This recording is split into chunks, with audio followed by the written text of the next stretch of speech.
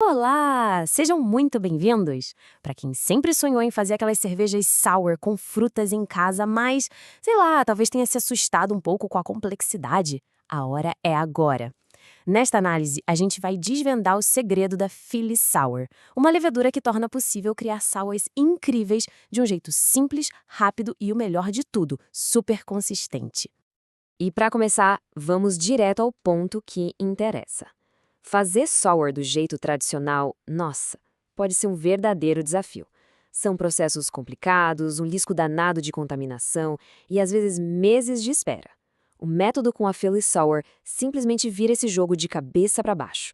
O caminho fica muito mais simples, a fermentação é limpa e os resultados são rápidos. É, sem exagero, uma revolução na panela do cervejeiro caseiro. E é exatamente por essa revolução que a gente começa. Bem-vindos à Seção 1, a Revolução da Cerveja Sour. Agora, vamos mergulhar fundo para entender o que faz dessa levedura um divisor de águas e como uma única cepa está mudando completamente as regras do jogo para quem faz cerveja ácida em casa. Ok, vamos entender isso aqui. A Philly Sour não é uma levedura de cerveja comum, sabe? Não é uma Saccharomyces, como a gente está acostumado. Ela pertence a outra espécie, a Lachantia. E o superpoder dela é fazer o trabalho de 2 micro-organismos ao mesmo tempo. Primeiro, ela produz o ácido lático, que dá aquele azedinho característico. E só depois ela produz o álcool. Tudo isso de uma vez só, dentro do mesmo fermentador. E o mais curioso é como isso acontece. A fermentação tem 2 fases bem distintas. Nos primeiros dias, pode até parecer que não está acontecendo nada. Sem bolhas no airlock, sem krausen, mas calma. Essa é a fase mais importante. É quando a levedura está ali, quietinha, só consumindo glicose para criar acidez. É só depois dessa etapa que a fermentação alcoólica engrena de vez, aí sim com toda aquela atividade que a gente gosta de ver. E aqui vai uma dica de ouro. A Philly Sour não é uma levedura neutra. De jeito nenhum. Ela deixa sua marca, contribuindo com um perfil de sabor bem particular. Pense em notas de maçã vermelha e principalmente de fruta de caroço, tipo pêssego. É bom guardar essa informação porque ela vai ser crucial lá na frente, na hora de escolher as frutas. Isso nos leva direto para a seção 2, conheça sua nova levedura. Agora que a gente já sabe o que é a Philly Sour, o próximo passo é entender a ciência por trás da acidez. Vamos ver como dá para controlar essa levedura e conseguir a cerveja exatamente do jeito que a gente imaginou. Essa é a pergunta que não quer calar, certo? O segredo do sucesso é descobrir como ajustar o nível de acidez para que ele fique perfeito, sabe? Na medida certa para o estilo da cerveja e para a fruta que vai ser usada. E a resposta está bem aqui. Existem 3 alavancas principais que a gente pode usar para controlar a acidez: a quantidade de glicose que tem no mosto, a temperatura da fermentação e a quantidade de levedura que a gente inocula. Dominar essas 3 variáveis é o segredo do negócio. Vamos começar pela alavanca mais importante de todas, a glicose. A lógica é bem simples.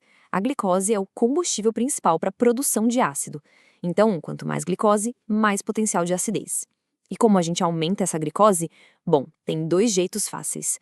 Adicionar um açúcar simples, tipo dextrose, lá na fervura, ou fazer a mostura em temperaturas mais baixas, o que ajuda a criar um mosto com mais açúcares fermentáveis. A segunda alavanca é a temperatura. A Philly Sour, ela gosta de um clima mais quentinho. Fermentar ali na faixa dos 24, 25 graus Celsius vai acelerar o metabolismo da levedura e maximizar a produção de ácido lático. O resultado é um perfil sour mais intenso e bem limpo. E por fim, a taxa de inoculação, o famoso pitch rate. O ponto aqui é não ter pena de usar levedura. Para um lote de 20 litros, o ideal é usar 2 pacotinhos de 11 gramas. Isso garante que vai ter célula suficiente para uma produção de ácido bem eficiente desde o comecinho. Um pacote só até funciona, mas com 2 a gente otimiza a acidificação. E assim a gente chega na seção 3, controlando a acidez. Dominar essas 3 alavancas que a gente acabou de ver é o que vai separar uma sour boa de uma sour espetacular. E com essa base de acidez perfeitamente sob controle, a gente abre a porta para a parte mais divertida do processo: a arte de combinar a cerveja com as frutas. Essa frase aqui diz tudo. A escolha da fruta não pode ser uma coisa aleatória. Tem que ser uma decisão pensada, intencional. É preciso decidir se a ideia é complementar os sabores que a própria levedura já traz ou criar um contraste bem interessante. Uma abordagem bem legal é de jogar junto com a levedura. Se ela já produz aquelas notas de pêssego, por que não adicionar mais pêssego? ou damasco, o resultado é uma sinergia fantástica. Os sabores se misturam, criam novas camadas de complexidade, fica uma cerveja super elegante, muito harmoniosa. Agora, para quem não quer errar, existem as apostas seguras. Framboesa é a estrela do show. Sabor intenso, cor maravilhosa, não tem como dar errado. Cereja é um clássico por um bom motivo, né? E a dupla manga com maracujá, bom, é a base para muitas daquelas sours tropicais modernas que fazem o maior sucesso. Mas atenção, um alerta importante. Algumas frutas são bem mais difíceis de trabalhar. O suco de frutas cítricas, por exemplo, pode gerar uns sabores estranhos na fermentação, então o ideal é usar só as raspas. Já o mirtilo e o morango têm sabores muito delicados, que muitas vezes acabam sumindo no meio da cerveja. Para eles aparecerem, a quantidade tem que ser bem grande. Certo, mas quanta fruta usar? Uma boa regra geral, para ter um sabor de fruta bem presente, mas sem exagerar, é mirar em algo entre 150 e 250 gramas de fruta para cada litro de cerveja. Fazendo uma conta rápida, para um lote de 20 litros, isso dá mais ou menos entre 3 e 5 quilos de fruta. E com isso, vamos para a seção 4, escolhendo a fruta perfeita. Depois de toda essa conversa sobre harmonização, nada melhor do que colocar a mão na massa. E para isso, vamos ver uma receita completa que junta todos esses conceitos num guia passo a passo para ninguém se perder. A base da cerveja. A receita de grãos precisa ser simples. A ideia aqui é deixar a fruta e a acidez brilharem. E a combinação clássica que funciona perfeitamente é meio a meio. 50% de malte pilsen e 50% de malte de trigo. Isso cria uma espécie de tela em branco, uma cerveja leve e com uma boa retenção de espuma. Então, aqui está o processo completo, o dia da abraçagem. Repare como os pontos-chave que a gente discutiu se conectam. A mostura mais baixa para ter mais glicose, a adição de dextrose para dar mais comida para a levedura e a temperatura de inoculação mais alta. A fruta entra só depois da fermentação principal, lá pelo 7º dia, para preservar todo o frescor dela. E depois é só ter um pouquinho de paciência. E qual a melhor forma de adicionar essa fruta? Bom, o purê asséptico é a opção mais segura e fácil. Garante uma ótima extração de sabor. A fruta congelada também é uma excelente escolha, porque o congelamento ajuda a quebrar as paredes celulares da fruta e libera mais suco.